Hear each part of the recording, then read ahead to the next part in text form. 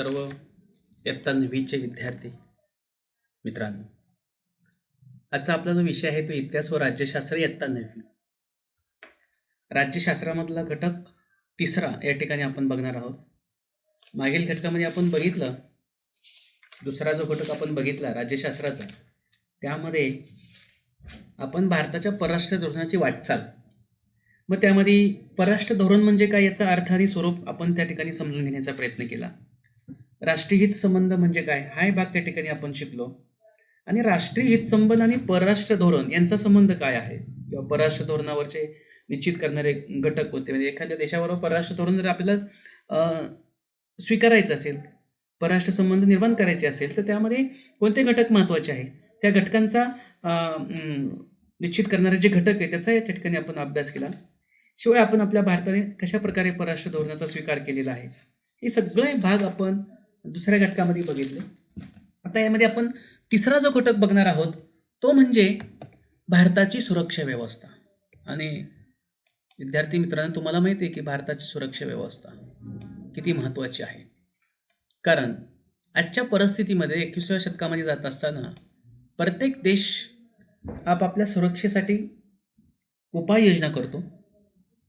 त्याचप्रमाणे आपला भारतसुद्धा, आपला देशसुद्धा आपल्या भारतीय नागरिकांसाठी सुरक्षितेच्या दृष्टीने फार महत्त्वाच्या योजनांची अंमलबजावणी त्या ठिकाणी केली जाते.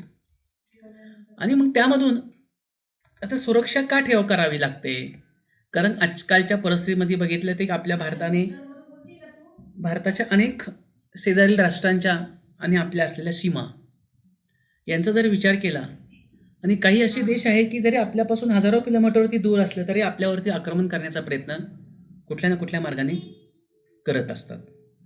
आणि म्हणून ज्याला आपण म्हणतो की परकीय आक्रमण आणि अंतर्गत अव्यवस्थेपासून संरक्षण करणं, म्हणजे आपल्यावरती कोणाचे परकीय आक्रमण होऊ नये त्यासाठी आपण आपल्या देशाचं संरक्षण करणं, त्यासाठी भारताची सुरक्षा व्यवस्था अतिशय सक्षम असावी लागते आणि ती आहे.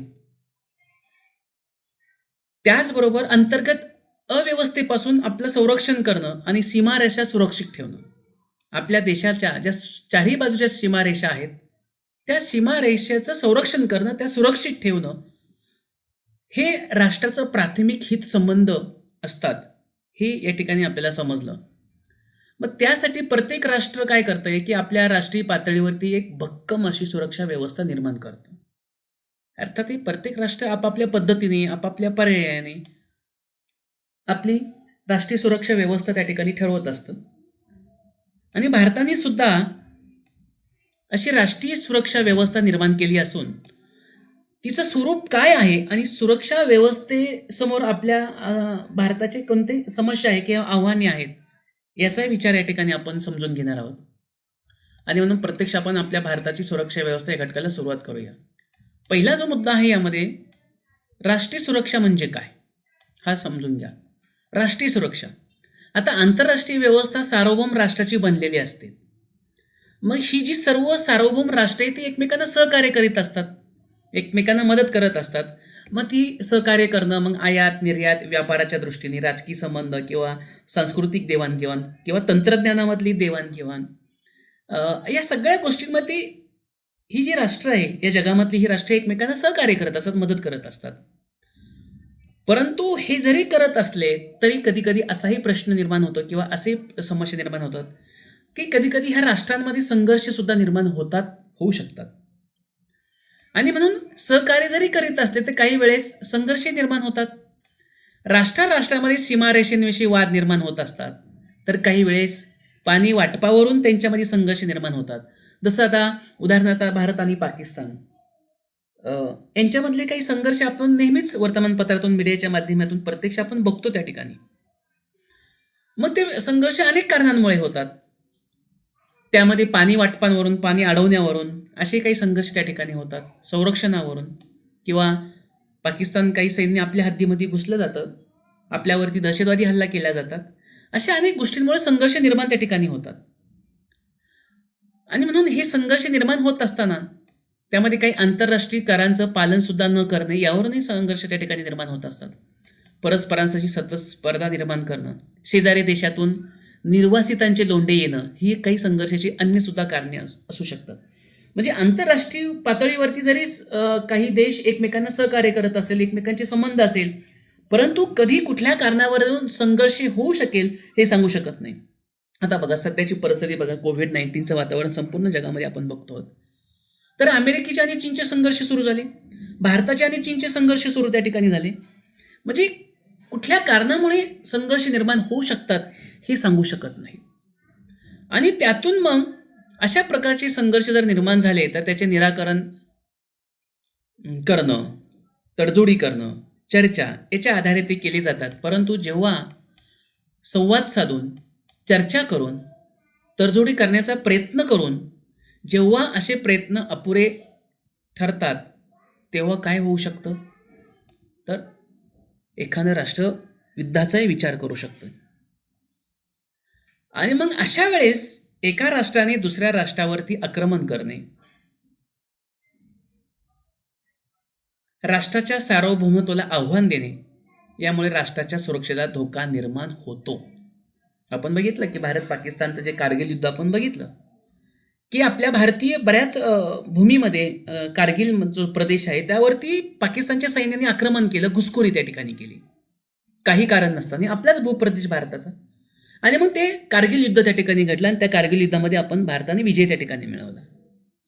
म्हणजेच काय की त्यामुळे काय आपल्या भारताच्या राष्ट्राच्या सार्वभौमत्वाला त्यांनी ते एखादी आव्हान देणं आणि त्याच्यामुळे काय झालं की राष्ट्राच्या सुरक्षेला धोका निर्माण होणं आणि मग आक्रमण राष्ट्राच्या लष्करी सामर्थ्यामुळे अशा प्रकारचे आव्हान निर्माण होते.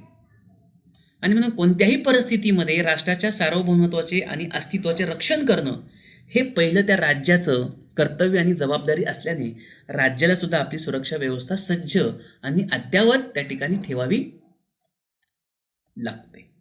याला आपण म्हणतो राष्ट्रीय सुरक्षा असं म्हणतात. म्हणजे संपूर्ण राष्ट्राचं संरक्षण, संपूर्ण राष्ट्राची सुरक्षता त्या ठिकाणी पाहिली जाते. तर याच्यामध्ये बघा सांगापो असा एक भाग आहे की परस्पर पूरक आणि परस्पर विरोधी हितसंबंधाची काही उदाहरणे भारत आणि शेजारी देशाच्या संदर्भात तुम्हाला त्या ठिकाणी सांगता येतील का, त्याचा तुम्ही विचार करा.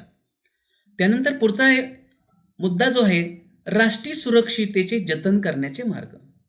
मग राष्ट्राची जी सुरक्षितता आहे आपण ते कुठल्या कुठल्या मार्गाने जतन करू शकतो हा भाग महत्वाचा आहे.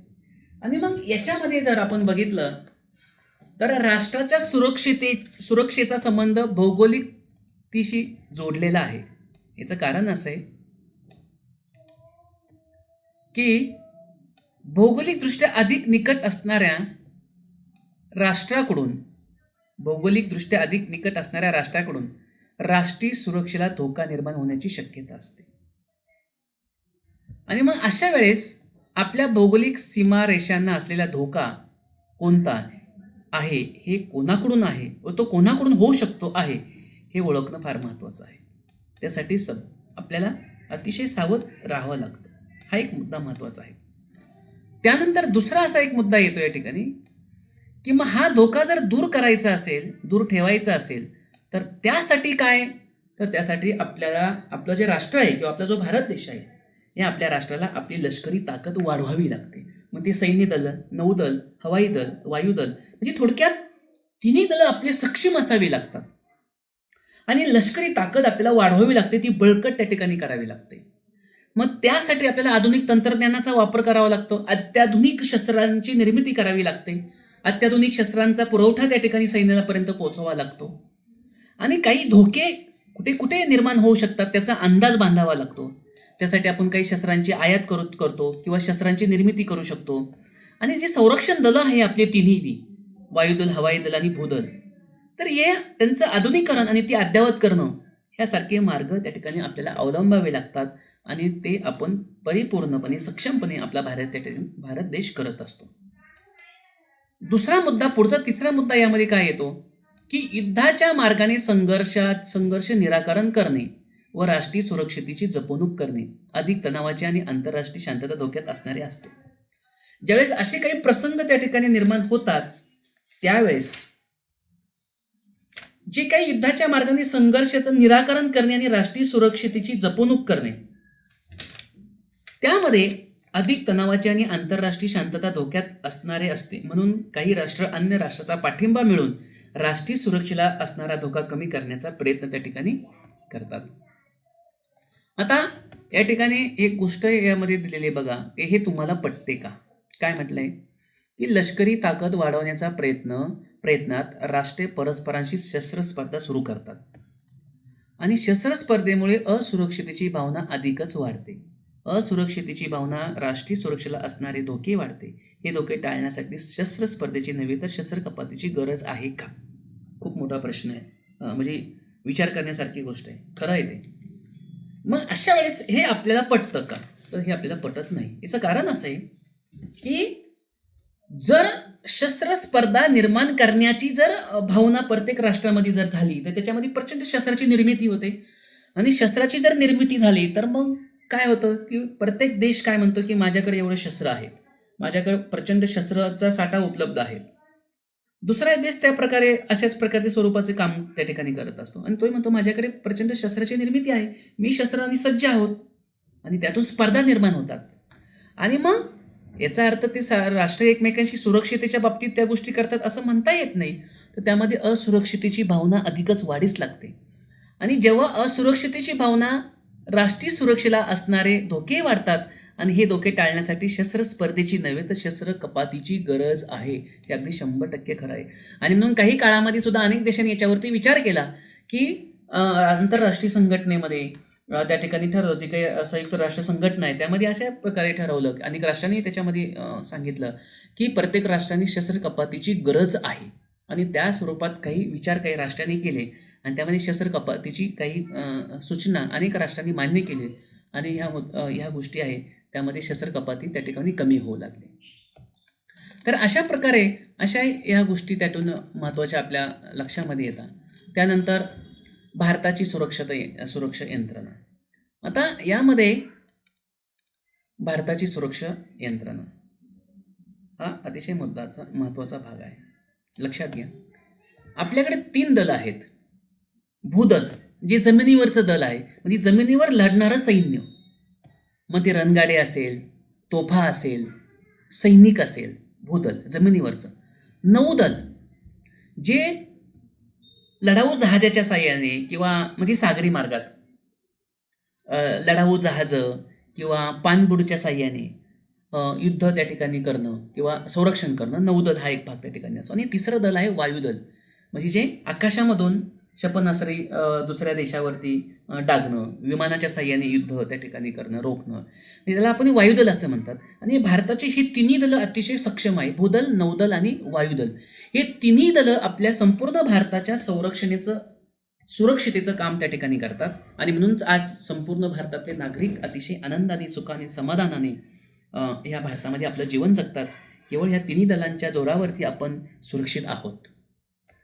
आणि म्हणून भारताच्या भौगोलिक सीमांचे रक्षण करण्याची जबाबदारी भूदलावरती असते की आपल्या भारताच्या चारही बाजूनी ज्या काही सीमा आहे त्या सीमांचं रक्षण करणं हे काम भूदल त्या ठिकाणी करत असतं. आणि नौदल काय करतंय? नौदल जे आहे ते भारताच्या सागरी सीमांचं रक्षण करतं. म्हणजे आपल्या भारताला जेवढे सागरी किनारे लाभलेले आहेत त्या सागरी किनाऱ्याचं, त्या सागराचं संरक्षण करण्याचं काम त्या ठिकाणी नौदल त्या ठिकाणी करतं. आणि भारताच्या हवाई ज्या सीमा आहेत आकाशातल्या, त्या हवाई सीमा व अवकाशाचे रक्षण करण्याची जबाबदारी ही वायुदलाची असते. मग हे तिन्ही दलं आपल्या भारताचे अतिशय सक्षम आहे. मग ह्या तिन्ही दलांवरती संरक्षण मंत्रालयाचं नियंत्रण त्या ठिकाणी असतं. आणि संरक्षण मंत्री एक स्वतंत्र मिनिस्टर, डिफेन्स मिनिस्टर त्याला जे आपण म्हणतो आपण, संरक्षण मंत्री त्या ठिकाणी ते नियंत्रण त्या ठिकाणी करतात. भारतातलं जर भूदलाचा जर आपण अभ्यास केला तर ते खूप मोठं असून जगातील 7व्या क्रमांकाचं आपलं भूदल आहे मानलं जातं. मग यामध्ये भूदलाचा जो प्रमुख असतो त्याला म्हणतात जनरल असं म्हणतात. नौदलाचा जो प्रमुख असतो त्यांना ॲडमिरल असं म्हणतात. आणि वायुदलाचा जो प्रमुख असतो ना एअर चीफ मार्शल असं म्हणतात. मग भूदलाचा प्रमुख जो असतो जनरल, नौदलाचा प्रमुख जो असतो त्यांना ॲडमिरल असं म्हटलं जातं आणि वायुदलाच्या प्रमुखाला एअर चीफ मार्शल असं म्हणतात. आणि म्हणजे तिन्ही दलाचे जे प्रमुख असतात यांची निवड कोण करतं, यांची नेमणूक कोण करतं? तर यांची नेमणूक करतं आपल्या भारताचं जे सर्वोच्च पद असतं ज्याला आपण राष्ट्रपती असं म्हणतो. आणि मग या तिन्ही प्रमुखांची नेमणूक आपल्या भारताचे राष्ट्रपती करतात. General, admiral, air chief marshal यांची नेमणूक आपल्या भारताचे राष्ट्रपती त्या ठिकाणी करतात. हे काही चित्र या ठिकाणी तुम्हाला दाखवलेले आहे तुमच्या पाठ्यपुस्तकामध्ये भूदलाचं. त्यानंतर नौदलाचं या ठिकाणी आपण बघत आहोत, त्यानंतर वायुदल त्या ठिकाणी आहे. आणि आत्ताच आपण बघितलं की फ्रान्स आणि भारताचा काही करार झालेला आहे की राफेल नावाची जी विमानं आहे, लढाऊ विमानं, त्याच्यामध्ये 35 विमानांचा करार आपण केलेला आहे. त्यापैकी 5 विमानं आपण आणलेले आहेत. तुम्ही गेल्या 7-8 दिवसापूर्वी हा प्रसंग सगळा टीव्हीतून वर्तमानपत्रातून बघितला असेल. ओके, त्या ठिकाणी शोधा म्हणजे समजेल लष्करी राजवट म्हणजे काय, अशा राजवटीची लोकशाही असते का, या प्रश्नावर तुम्ही विचार करा आणि शोधण्याचा तुम्ही त्या ठिकाणी प्रयत्न करा. आता भारताचे राष्ट्रपती सर्व संरक्षण दलाचे सरसेनापती असतात, लक्षात घ्या. म्हणजे भूदल, नौदल आणि वायुदल हे तिन्ही दलाचे प्रमुख कोण असतात? राष्ट्रपती. म्हणून भारताचे राष्ट्रपती सर्व तिन्ही संरक्षण दलाचे सरसेनापती असतात, supreme commander of the defence force. आणि म्हणून राष्ट्रपतीच्या संमतीशिवाय संरक्षण दलांना युद्ध अथवा शांततेसंबंधी निर्णय घेता येत नाही. याचं कारण असं आहे, राष्ट्रपती नागरी सत्तेचे प्रतिनिधित्व करतात आणि लोकशाहीत नागरी नेतृत्व लष्करी नेतृत्वापेक्षा श्रेष्ठ मानलं जातं.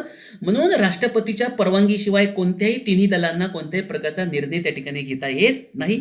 आणि म्हणून लोकशाहीमध्ये नागरी नेतृत्व हे लष्करी नेतृत्वापेक्षा श्रेष्ठ मानलं जातं. आणि म्हणून भारताचे राष्ट्रपती हे संरक्षण दलाचे तिन्ही संरक्षण दलाचे सरसेनापती असतात. त्याला इंग्लिशमध्ये असं म्हणतात supreme commander of the defence force. आणि म्हणून भारताच्या सुरक्षा यंत्रणेतील तिन्ही संरक्षण दलाचे दले अद्ययावत असावी यासाठी अनेक उपाययोजना केल्या जातात. त्यासाठी काही संशोधन संस्थाही स्थापन केलेल्या आहे. DRDO नावाची संस्था आहे बघा, ती सुद्धा आपल्या भारतीय संरक्षण दलासाठी चांगल्या प्रकारे कामकाज त्या ठिकाणी करत आहेत. आणि म्हणून संरक्षण दलातील सर्व श्रेणीच्या व्यक्तींना आपले काम उत्तम प्रकारे पार पाडता यावे यासाठी आपल्या देशात अनेक प्रशिक्षण संस्था आहेत. त्यातली तुम्हाला मी सांगितले की पुणे येथेच आपल्या नॅशनल डिफेन्स अकॅडमी, ND ज्याला आपण म्हणतो ते, दिल्ली येथील नॅशनल डिफेन्स कॉलेज, अशा काही संरक्षण संस्था आहेत. त्यानंतर आपण पुढचा भाग या ठिकाणी बघणार आहोत, तो म्हणजे निमलष्करी दले. आता निमलष्करी दले काय? निमलष्करी, आता भारतातील 3 दल तर प्रमुख तुम्हाला माहिती, भूदल, हवाई दल आणि नौदल. पण या तिन्ही दलांना काही मदत करणारे सुद्धा काही दलं असतात, ती छोट्या मोठ्या स्वरूपातली, ते आपण बघणार आहोत. त्याला आपण निमलष्करी दल असं म्हटले जाते. आता हे निमलष्करी दल समजून घ्या, भारतातील संरक्षण दलांना मदत करण्यासाठी निमलष्करी दले असतात, परंतु ती पूर्णतः लष्करी नसतात आणि नागरीही नसतात. म्हणून त्यांना निमलष्करी दल असं म्हटलेलं आहे. म्हणजे त्यांना आपण पूर्णपणे त्या ठिकाणी लष्करी दल असं म्हणू शकत नाही आणि त्यांना पूर्ण नागरी दलही असं म्हणू शकत नाही. म्हणून त्यांना काय म्हटलंय? निमलष्करी दल असं म्हटले जातात. आणि हे निमलष्करी दल संरक्षण दलांना सहाय्य करणं हे त्यांचं प्रमुख काम असतं. मग ते कुठले निमलष्करी आपले दल आपल्या भारतामध्ये, ज्याला आपण सीमा सुरक्षा दल असं म्हणतो, बॉर्डर सिक्युरिटी फोर्स असते. थोडक्यात बॉर्डर सिक्युरिटी फोर्स म्हणजे इथे लष्कर दलाचे सैनिक नसतात, इथे सीमा सुरक्षा दलाचे सैनिक असतात, बॉर्डर सिक्युरिटी फोर्स. तटरक्षक दल, कोस्ट गार्ड ज्याला म्हणतो आपण, म्हणजे सागरी संरक्षण, त्या सीमांचं संरक्षण करणं. केंद्रीय राखीव पोलीस दल, ज्याला आपण सेंट्रल रिझर्व्ह पोलीस असं म्हणतो, CRP. नंतर जलद कृती दल, रॅपिड ॲक्शन फोर्स. अशा काही निमलष्करी दलं आपल्या भारतामध्ये आहे. आणि हे निमलष्करी दलं वेळ प्रसंगी गरज पडेल त्यावेळेस तिन्ही लष्करी दलांना मदत करण्याचं काम त्या ठिकाणी करतात. मग काय, रेल्वे स्थानके, तेल साठे, पाणी साठे इत्यादी महत्त्वाच्या ठिकाणाचं संरक्षण करण्याची जबाबदारी ह्या निमलष्करी दलांची असते. जसं आपल्या भारतामध्ये किंवा आपल्या महाराष्ट्रामध्ये मुंबईला बॉम्बे आहे, तेल निर्मितीचं त्या ठिकाणी केंद्र आहेत, म्हणजे तिथं तेल साठ्यांचं आहे, किंवा रेल्वे स्थानकं महत्त्वाची आहे, जिथं पाणी साठे आहेत, मोठमोठी धरणं आहेत ते. आणि मग अशा ठिकाणी महत्त्वाच्या ठिकाणाचं संरक्षण करण्याची जबाबदारी कोणाची असते? तर तिथे निमलष्करी दलांची असते.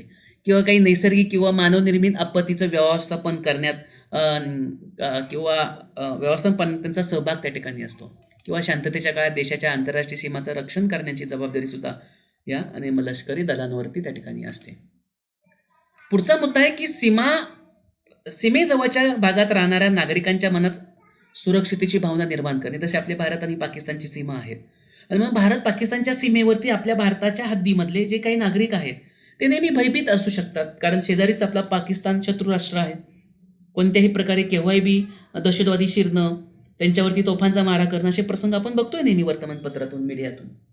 आणि म्हणून अशा वेळेस त्या आपल्या भारतीय रहिवाशांच्या मनामध्ये असुरक्षिततेची भावना निर्माण होते. परंतु अशा वेळेस हे निमलष्करी दलं काय करतात, तर अशा नागरिकांच्या मध्ये सुरक्षितेची भावना निर्माण करणं, त्यांचं रक्षण करणं, तस्करी रोखणं, सीमेवरती गस्त घालणं ही कामं ही सीमा सुरक्षा दल त्या ठिकाणी करत असते. आणि भारताच्या सागरी किनाऱ्यांचं रक्षण करण्याचं काम तटरक्षक दलाची निर्मिती करण्यात आली आणि हे स्वतंत्र तटरक्षक दल असतं आणि ते तटरक्षक दल या भारतीय सागरी हद्दीतील सीमांची रक्षण करणं किंवा भारतीय सागरी हद्दीतील मच्छीमारांच्या व्यवसायांना संरक्षण देणं, सागरी मार्गातील चोरटा व्यापार थांबवणं अशी ही कामं तटरक्षक दल त्या ठिकाणी पार पाडतात. कायदा आणि सुव्यवस्था राखण्याची कामी विविध राज्यातील प्रशासनाचं मदत करण्याचं काम सुद्धा केंद्रीय राखीव पोलीस दल त्या ठिकाणी करत असतं. तर अशा प्रकारे कधी काही बॉम्बस्फोट घडले किंवा काही दंगे झाले, अशा वेळेस आपल्या राष्ट्रीय सुरक्षेला धोका निर्माण जर झाला तर अशा वेळेस जनजीवन सुरक्षित करण्याचं काम, सुरळीत करण्याचं काम हे जलद कृती दल करतील. आपण रॅपिड ॲक्शन असं म्हणतो बघा, इथे बघितलंय रॅपिड ॲक्शन फोर्स. अशा वेळी ती मदतीला धावून त्या ठिकाणी येते. आणि म्हणून या सगळ्या गोष्टींसाठी विद्यार्थ्यांमध्ये शिस्त आणि लष्करी शिक्षणाची आवड निर्माण व्हावी या हेतूने राष्ट्रीय छात्र सेना, ज्याला आपण एनसीसी म्हणतो, तुम्ही 10वी नंतर 11वीला गेलात की नक्की तुम्ही एनसीसी मध्ये सहभागी व्हा. तो 2 वर्षाचा कोर्स असतो. नॅशनल एनसीसी राष्ट्रीय छात्र सेना असं म्हणतात त्याला. एनसीसी म्हणजे राष्ट्रीय छात्र सेना म्हणजे एनसीसी नॅशनल कॅडेट कोर्स, याची स्थापना केली आणि 11वी-12वीला तो 2 वर्षाचा कोर्स त्या ठिकाणी असतो आणि त्यातच तुम्ही त्या सर्टिफिकेट तुम्हाला मिळालं की सैन्य दलामध्ये त्याच्यामध्ये तुम्हाला राखीव जागा पण त्या ठिकाणी असतात. आणि म्हणून विद्यार्थ्यांमध्ये म्हणजे तुमच्यामध्ये एक चांगल्या प्रकारचं लष्करी शिस्त निर्माण व्हावी, देशाबद्दल एक अभिमान बाळगायचा म्हणून देशाचं संरक्षण करण्यासाठी सैन्य दलामध्ये जाणं, अशा प्रकारची आवड तुमच्यामध्ये निर्माण होणे आणि म्हणून त्यासाठी एनसीसी स्थापना करण्यात आलेली आहेत. आणि म्हणून शाळा महाविद्यालयातील विद्यार्थी किंवा विद्यार्थ्यांनी त्यामध्ये सहभागी होता येतं आणि घेता येतं. त्यानंतर गृहरक्षक दल, ज्याला आपण बघतोय आपण की स्वातंत्र्यपूर्व काळामध्ये गृहरक्षक दल म्हणजे होमगार्ड ज्याला आपण म्हणतो, या नावाची एक संघटना स्थापन करण्यात आली आणि गृहरक्षक दलात सहभागी होऊन नागरिक देशाच्या संरक्षणात सहाय्यभूत ठरू शकतात. म्हणून 20 ते 35 वयोगटातील कोणत्याही स्त्री पुरुषांना त्यामध्ये सहभागी होता येतं, भरती होता येतं. आणि मग पोलीस दलाच्या बरोबरीने सार्वजनिक सुरक्षता राखणे, दंगल आणि बंद काळात दूध, पाणी, जीवनावश्यक वस्तूंचा साठा पुरवणं, वाहतुकीची व्यवस्था करणे, भूकंप, पूर अशा काही नैसर्गिक आपत्ती घडल्या, प्रसंग घडले तर त्यावेळेस मदत करण्याचं काम हे गृहरक्षक दल, याला होमगार्ड म्हणतो, ते या ठिकाणी आपण केलं जातं. सध्या बघा कोविडच्या वातावरणामध्ये पोलिसांना मदत करण्याचं काम हे गृहरक्षक दल, होमगार्ड चांगल्या प्रकारे त्या ठिकाणी करत आहेत. तर अशा प्रकारे काही निमलष्करी दले आहेत, त्या निमलष्करी दलांचा स्वरूप या ठिकाणी आपण समजून घेतलं. त्यानंतर पुढचा मुद्दा आहे की भारताच्या सुरक्षेपुढील आव्हाने. आता आपली भारताची सुरक्षा व्यवस्था सक्षम आहे प्रचंड चांगल्या प्रकारे, पण तरी देखील आपल्या भारताच्या सुरक्षेपुढे काही आव्हानं आहेत, ती आव्हानं समजून घ्या. तर आज आपण बघितलं तर भारताच्या स्वातंत्र्यापासून तर आजपर्यंतच्या भारताच्या सुरक्षेला पाकिस्तान आणि चीनचा खूप मोठा धोका निर्माण झालेला आहे आणि पाकिस्तान आणि चीनने खूप प्रयत्न त्या ठिकाणी केलेले आहेत. त्यामध्ये अनेक युद्धही त्या ठिकाणी घडलेले आहे आपण इतिहास आपण शिकला आहोत. किंवा काही वादग्रस्त प्रश्न निर्माण होतात, समजा काश्मीरची समस्या आहे किंवा भारत पाकिस्तानचे पाणी वाटपाचे तंट आहेत किंवा पाकिस्तानच्या आपल्या देशामध्ये होणारी घुसखोरीची समस्या आहेत किंवा चीनचे काही सैनिक आपल्या भारताच्या हद्दीमध्ये घुसखोरीचं प्रमाण अलीकडे 1-2 ठिकाणी वाढण्याचं झालेलं आहे, असं आपण वर्तमानपत्रातून बघतो आहोत. सीमावादाचा प्रश्न आहेत. हे प्रश्न चर्चा किंवा वाटाघाटीतून सोडवण्याचा प्रयत्न भारताने सातत्याने केलेला आहे. मग भारत पाकिस्तानच्या संबंधात पुढे तुम्हाला हवं प्रकरण आहे, त्यामध्ये अभ्यास आपण करणार आहोत. अशा काही समस्या आपल्या भारतापुढे निर्माण झालेल्या आहे. किंवा आशिया खंडामध्ये भारत आणि चीन हे महत्त्वाचे देश आहेत. पण तरी देखील 1962 चीनबरोबर आपलं युद्ध झालं आणि भारताच्या शेजारी असणाऱ्या राष्ट्रावरती आपलं प्रभुत्व प्रस्थापित करण्याचा प्रयत्न चीन करत असल्यामुळे भारत आणि चीनच्या संबंधामध्ये तणाव त्या ठिकाणी आहे आणि म्हणून भारत आणि चीनच्या सीमारेषेमध्ये बाबत काही वाद त्या ठिकाणी झालेले आहेत. अशी काही समस्या आपल्या भारतापुढे आहेत. त्यानंतर भारताच्या सुरक्षितेला केवळ बाहेरच्या राष्ट्राकडून धोका आहे का, तर असं म्हणता येत नाही. बाहेरच्या राष्ट्राकडनं धोका आहेच आहे, परंतु अंतर्गत सुद्धा क्षेत्रातून सुद्धा सुरक्षितता धोक्यात आणण्याचा प्रयत्न होत आहे आणि झालेला आहे. मग राष्ट्रीय सुरक्षिततेच्या संदर्भात आपण आता बाह्य सुरक्षितता आणि अंतर्गत सुरक्षितता असाही फरक महत्त्वाचा राहिलेला नाही. मग धर्म किंवा प्रादेशिकतावाद, वैचारिक सुरक्षितता, अंतर्गत सुरक्षितता अशा फरक महत्त्वाचा राहिलेला नाही आणि त्यातून सुद्धा अंतर्गत सुद्धा आपली काही समस्या निर्माण होऊ शकतात. काही वाद निर्माण होऊ शकतात, काही अनेक बंडखोर चळवळी अंतर्गत क्षेत्रात अस्थिरता निर्माण करत आहे. उदाहरणार्थ नक्षलवादी चळवळ आपण बघितलं आहे काही घटकामध्ये. आपल्या महाराष्ट्रामध्ये सुद्धा अशा प्रकारच्या नक्षलवादी चळवळी उदयास आलेल्या आहेत. त्यामुळे सुद्धा आपली भारताची आंतरराष्ट्रीय व्यवस्था सुरक्षेच्या धोक्यात त्या ठिकाणी येऊ शकते. पुढचा मुद्दा आहे दहशतवाद. आता दहशतवादाचा आपण तर अनुभव घेतलेलाच आहे. खूप वाईट प्रसंग आहे की पाकिस्तानचे अनेक दहशतवादी टेररिझम आपल्या भारतामध्ये घुसखोरी करतात. मुंबईवरती कसा दहशतवादी हल्ला झाला याचंही या ठिकाणी आपण बघितलेलं आहे. आणि म्हणून दहशतवाद हे भारताच्या अंतर्गत सुरक्षिततेच्या संदर्भातलं सर्वात मोठं आव्हान आहे. आणि दहशतवाद समस्या आपल्या भारताला नाही आहे, तर अनेक जे अमेरिकेसारखं एवढं मोठं प्रगत राष्ट्र आहे त्या राष्ट्राला सुद्धा दहशतवादाची समस्या निर्माण झालेली आहे. आणि हे म्हणून एक जागतिक समस्या असून दहशतवाद नष्ट करणं त्यासाठी आपला भारत सुद्धा प्रयत्नशील आहे आणि जगातले इतर काही राष्ट्रसुद्धा काय प्रयत्नशील त्या ठिकाणी आहेत. अशा काही समस्या आपल्याला भारताला पुढे अंतर्गत सुरक्षेपुढे आपली काही आव्हाने आहेत. त्यानंतर आहेत मानवी सुरक्षा. कारण राष्ट्रीय सुरक्षेच्या कल्पनेत शीतयुद्धानंतरच्या काळामध्ये बदल झाला आणि ती अधिक व्यापक वाढत गेली. आता राष्ट्रीय सुरक्षा म्हणजे केवळ देशाची सुरक्षा नाही, तर त्यात राहणाऱ्या माणसाची सुरक्षता असा नवा विचार त्यामध्ये आला. त्याला आपण मानवी सुरक्षा असं म्हणतो. कारण देशाची सुरक्षता ही जरी अंतिम असली तरी ती कुणासाठी असते? आपल्यासाठी असते, म्हणजे माणसासाठीच असते. म्हणून माणूस केंद्रस्थानी ठेवून नव्याने केलेल्या सुरक्षेचा विचार म्हणजे मानवी सुरक्षा होय. आणि या मानवी सुरक्षेत माणसांचे सर्व प्रकारच्या धोक्यांपासून संरक्षण करून त्यांना शिक्षण देणं, आरोग्य देणं, विकासाच्या संधी प्राप्त करून देणं हे अपेक्षित त्या ठिकाणी आहे. आणि म्हणून निरक्षरता, दारिद्र्य, अंधश्रद्धा, समाजामधलं मागासलेपण हे दूर करून सर्वांना सन्मानाने जगण्यासाठी पोषक वातावरण निर्माण करणं याचाही समावेश मानवी सुरक्षतेमध्ये होतो. किंवा जे काही अल्पसंख्याक आहे किंवा जे दुर्बल घटक आहे या अल्पसंख्याकांचं आणि दुर्बल घटकांचं हक्कांचं संरक्षण करणं हे सुद्धा आपल्या मानवी सुरक्षेसाठी आवश्यक त्या ठिकाणी आहेत. मग मानवी सुरक्षेला काही असणारी आव्हानं की आपण या ठिकाणी बघूया की मानवी सुरक्षेला असणारे सर्वात मोठं आव्हान म्हणजे दहशतवाद. आणि दहशतवादाचे लक्ष्य सामान्य नागरिक, गरीब लोकांवरती हल्ले करणं, बॉम्बस्फोट घडवून आणणं, निरपराध माणसांचा बळी घेणं, त्यांच्या मनामध्ये दहशत किंवा भीती निर्माण करणं, अशा स्वरूपाचे त्यांच्यामध्ये असुरक्षेची भावना निर्माण करणं हा एक दहशतवादाचा मुख्य हेतू मानला जातो. आणि त्यामुळे मानवी सुरक्षेसाठी दहशतवाद नष्ट करणे ही खूप आवश्यक गोष्ट या ठिकाणी आहेत. त्यासाठी अनेक राष्ट्रही सुद्धा त्या ठिकाणी प्रयत्न करत असतात. त्यानंतर पुढचं आहे पर्यावरणातील बदलांमुळे आणि प्रदूषणामुळे सुद्धा मानवी जीवनाला धोका झालेला आहे. अनेक प्रकारचे रोग, एड्ससारखा रोग, डेंग्यूसारखा रोग, चिकनगुनियासारखा रोग, स्वाईन फ्लू आणि इबोलासारखा रोग अशा मोठ्या आव्हानाला सुद्धा मोठमोठ्या या रोगांच्या आव्हानाला सुद्धा मोठमोठे समाजापुढे, आज देशापुढे किंवा राष्ट्रांपुढे आव्हान निर्माण झालेले. आणि सध्याचा जो ज्वलंत प्रश्न निर्माण झाला आहे की संपूर्ण जगाला ही समस्या निर्माण झाली तो म्हणजे कोविड-19. जो विषाणू आपल्या भारतामध्ये नव्हे तर संपूर्ण जगामध्ये तो पसरलेला आहे आणि अनेक लोकांचा बळी त्यामध्ये गेलेला आहे. आणि म्हणजे थोडक्यात काय झालं की अनेक रोग सुद्धा किंवा विषाणूंमुळे या ठिकाणी मानवाच्या सुरक्षितेला मोठा धोका निर्माण झालेला आहे.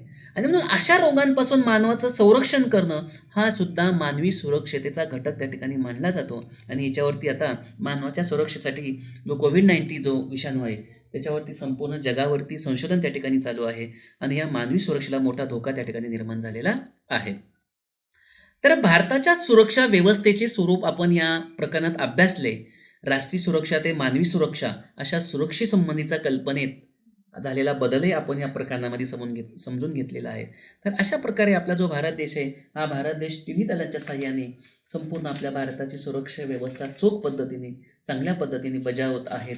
आणि आपल्या भारताची जी सुरक्षा व्यवस्थेचं स्वरूप त्या ठिकाणी आपण बघितलं, तिन्ही दलांचं स्वरूप बघितलं, त्यांचं कार्य या ठिकाणी आपण बघितलं. त्यानंतर भारताच्या सुरक्षेपुढे काय आव्हाने आहेत, मानवी सुरक्षा म्हणजे काय, मानवी सुरक्षेला कोणत्या प्रकारची आव्हाने निर्माण झालेली, सध्याचं मोठं कोविड-19 हे मोठंच मानवी सुरक्षेला मोठं आव्हान निर्माण झालेलं आहे आणि त्याच्यावरती संपूर्ण जगाच्या पातळीवरती त्या ठिकाणी प्रयत्न चालू आहेत. तर अशा प्रकारे या ठिकाणी आपण भारताच्या सुरक्षेच्या व्यवस्थेचं स्वरूप या ठिकाणी आपण या प्रकरणामध्ये अभ्यासून घेतलेला आहे. तर हा सगळा व्हिडिओ तुम्ही व्यवस्थित प्रकारे समजून घ्या, ऐकून घ्या, स्वाध्याय आपल्या वर्गपाठमध्ये वहीमध्ये सोडवा. धन्यवाद.